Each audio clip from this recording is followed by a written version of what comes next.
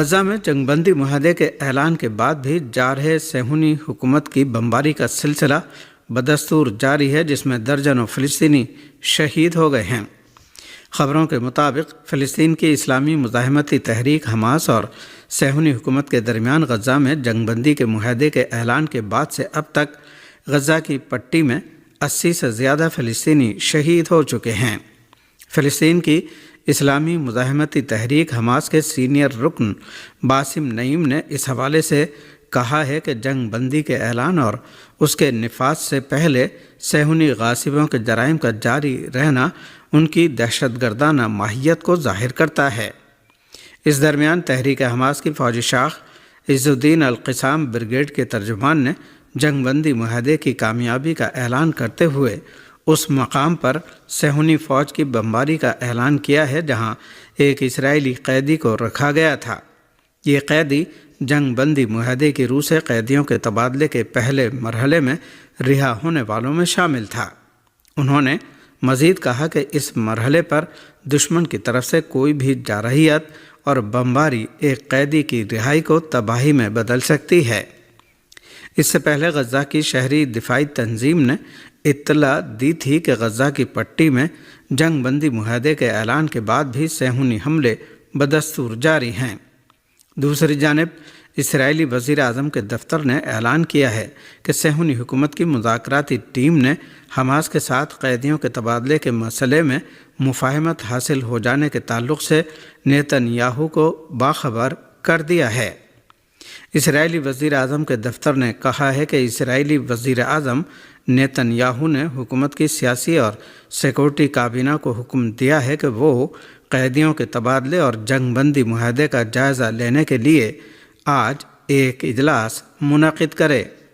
جنگ بندی کے معاہدے کو جہاں پوری دنیا میں استقامتی محاذ کی کامیابی کے طور پر دیکھا جا رہا ہے، وہیں خود صہیونی حلقوں نے بھی اسے اسرائیل کی شکست قرار دیا ہے۔ اسرائیلی کابینہ کے سخت گیر اور انتہا پسند وزیر بن گوئر نے بھی کہا ہے کہ نیتن یاہو اور اسرائیل نے حماس کے سامنے گھٹنے ٹیک دیے ہیں۔ صہیونی دہشت گردوں نے غرب اردن کے مختلف علاقوں پر اپنے حملے تیز کر دیے ہیں۔ فلسطینی ذرائع کے مطابق صہیونی دہشت گردوں نے جمعہ کو غرب اردن کے شہر رام اللہ پر حملہ کر کے شہر کی سڑکوں کو بند کر دیا اور جگہ جگہ چیک پوسٹیں قائم کر دیں۔ اس درمیان صہیونی دہشت گردوں نے عام فلسطینیوں پر براہ راست گولیاں بھی چلائیں، جبکہ الخلیل شہر میں انہوں نے متعدد فلسطینیوں کو اغوا بھی کر لیا۔ اس درمیان اطلاعات ہیں کہ صہیونی دہشت گردوں نے ایک فلسطینی خاتون کو بری طرح زد و کوب بھی کیا جو ان کے بہیمانہ اقدامات کی ویڈیو بنا رہی تھی۔ غاصب صہیونیوں نے قلقیلیہ بستی میں بھی کئی فلسطینیوں کو اغوا کیا ہے، جبکہ نابلس میں فائرنگ کر کے متعدد فلسطینیوں کو زخمی کر دیا۔ فلسطینیوں پر صہیونیوں نے اس وقت فائرنگ کی جب وہ صہیونی مظالم کے خلاف مظاہرہ کر رہے تھے۔ امریکی جنگی طیاروں نے ایک بار پھر یمن کے کئی علاقوں پر بمباری کی ہے۔ یمن سے موصولہ خبروں میں بتایا گیا ہے کہ امریکی جنگی طیاروں نے دارالحکومت صنعاء کے شمال میں واقع صوبہ عمران میں الگ الگ مقامات پر 5 بار بمباری کی ہے۔ ان حملوں میں ہونے والے جانی اور مالی نقصان کی تفصیلات سامنے نہیں آ سکی ہیں۔ اس سے پہلے یمن کی عوامی انقلابی تحریک انصار اللہ کے سربراہ سید عبد الملک بدر الدین الحوثی نے جمعرات اور جمعہ کی درمیانی رات اپنے ایک بیان میں خبردار کیا تھا کہ امریکی جارحیت کے جواب میں یمن کی مسلح افواج کا اقدام بہت سخت ہوگا۔ انہوں نے کہا کہ امریکی اپنی تمام تر عسکری طاقت، بحری جنگی جہازوں اور طیارہ بردار جنگی بیڑوں کو علاقے میں لا کر بھی اسرائیلی بحری جہازوں کو تحفظ فراہم نہیں کر سکے،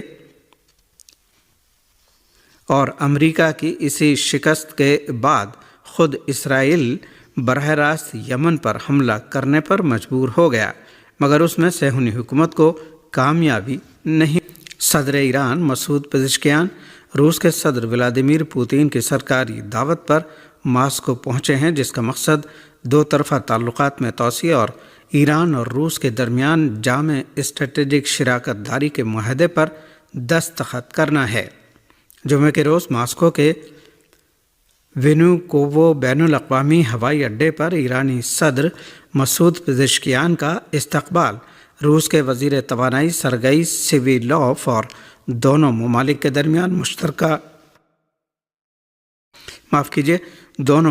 درمیان مشترکہ تعاون کمیشن کے روسی فریق کے سربراہ اور کئی دیگر اعلیٰ عہدیداروں نے کیا۔ 190 ملین پاؤنڈ کیس میں پاکستان کے سابق وزیر اعظم اور بانی پی ٹی آئی عمران خان کو 14 سال اور ان کی اہلیہ بشرا بی بی کو 7 سال قید کی سزا سنائی گئی ہے۔ پاکستانی میڈیا کے مطابق راولپنڈی کی احتساب عدالت کے جج نے اڈیالہ جیل میں بانی پی ٹی آئی کو 14 سال جبکہ ان کی اہلیہ بشرا بی بی کو 7 سال قید کی سزا سنائی ہے۔ اس کے علاوہ بانی پی ٹی آئی کو 10 لاکھ روپے اور بشرا بی بی کو 5 لاکھ روپے جرمانے کی سزا بھی سنائی گئی ہے۔ عدالت نے القادر یونیورسٹی کو سرکاری تحویل میں لینے کا حکم بھی دیا ہے۔ فیصلہ سناتے وقت بانی پی ٹی آئی کے ساتھ ان کی بہنیں اور بشرا بی بی کمرہ عدالت میں موجود تھیں۔ فیصلے کے مطابق جرمانہ نہ دینے پر عمران خان کو مزید 6 مہینے اور بشرا بی بی کو 3 مہینے مزید قید ہوگی۔ بانی پی ٹی آئی کو مبینہ کرپٹ پریکٹسز اور اختیارات کے ناجائز استعمال پر 14 سال قید کی سزا سنائی گئی، جبکہ خاوند کی مبینہ غیر قانونی سرگرمیوں میں ملوث ہونے پر بشرا بی بی کو 7 سال قید کی سزا سنائی گئی ہے۔ تحریری فیصلے کے مطابق بانی P T I Al Qadir trust case میں بدعنوانی اور کرپٹ پریکٹس کے مرتکب قرار پائے گئے۔ دوسری جانب تحریک انصاف نے کہا ہے کہ وہ عمران خان کے خلاف عدالتی فیصلے کو ہائی کورٹ میں چیلنج کرے گی۔ ہندوستان کی ریاست چھتیس گڑھ اور تلنگانہ کی سرحد پر سیکورٹی فورسز کے آپریشن کے دوران 17 نکسلائٹ چھاپہ مار ہلاک ہو گئے ہیں۔ ہندوستانی میڈیا کے مطابق سیکورٹی فورسز نے یہ آپریشن جمعرات کو شروع کیا تھا جو جمعے کو ختم ہوا۔ اس دوران بیجاپور کے آس پاس کے علاقے میں کم از کم 17 نکسلائٹ چھاپہ مار ہلاک ہو گئے۔ یہ آپریشن بیجاپور اور آس پاس کے جنگلات میں کیا گیا۔ آپریشن کے بعد 12 نکسلائٹ چھاپہ ماروں کی لاشیں بھی برآمد کر لی گئی ہیں۔ بتایا جاتا ہے کہ 1100 سیکورٹی اہلکار اس مشترکہ آپریشن میں شریک تھے۔ اس کے علاوہ کوبرا بٹالین کے جوانوں نے بھی اس آپریشن میں حصہ لیا۔ چند دن پہلے بیجاپور میں ہی نکسلائٹ چھاپہ ماروں نے بم دھماکہ کر کے سیکورٹی اہلکاروں کی ایک گاڑی کو اڑا دیا تھا، جس میں کم از کم 9 سیکورٹی اہلکار ہلاک ہو گئے تھے۔ چھتیس گڑھ اور تلنگانہ کے بعض علاقے نکسلائٹ چھاپہ ماروں کی کارروائیوں سے بری طرح متاثر ہیں۔